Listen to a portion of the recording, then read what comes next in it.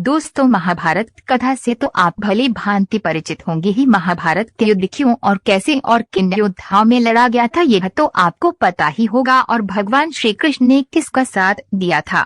लेकिन इसमें कई ऐसे योद्धाओं से जुड़े कई रोचक तथ्य और रहस्य भी हैं जिन्हें आपको जानना चाहिए। ऐसे ही एक पौराणिक कथा अभिमन्यु से भी जुड़ी है। इस रोचक कथा के बारे में हम नीचे विस्तार पूर्वक बताएंगे। अर्जुन और सुभद्रा के पुत्र अभिमन्यु को तो आप लोग जानते ही होंगे कि महाभारत के युद्ध में अभिमन्यु वीरगति को प्राप्त हो गए थे।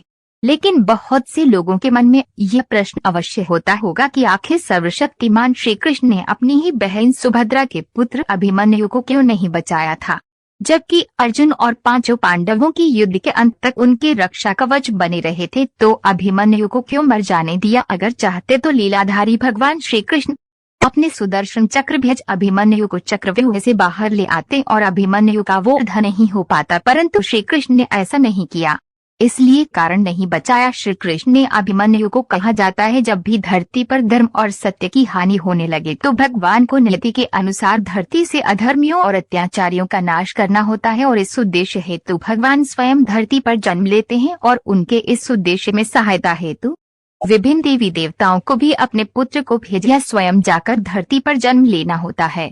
ऐसा ही जब द्वापर युग में भगवान विष्णु ने श्री कृष्ण अवतार में जन्म लिया था, तब ब्रह्मा जी ने और सभी देवी देवताओं को भी श्री कृष्ण की सहायता हेतु धरती पर जन्म लेने का आदेश दिया था। किसने किया था ब्रह्मा जी के आदेश का विरोध?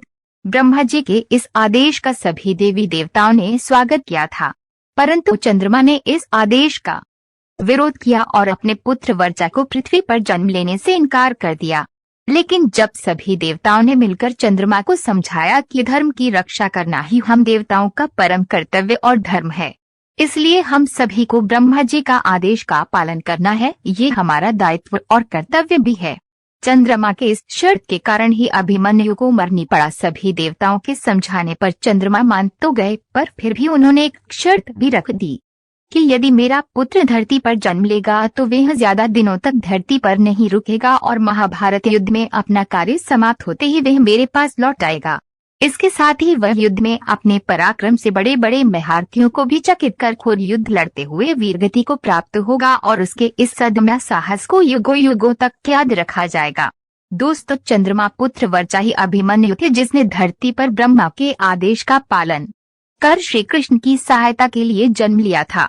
चंद्रमा के शर्त अनुसार ही श्री कृष्ण ने अभिमन्यु की नियति में दखल नहीं दिया, और अभिमन्यु महाभारत युद्ध में वीरगति को प्राप्त हो अपने पिता चंद्रमा के पास चले गए।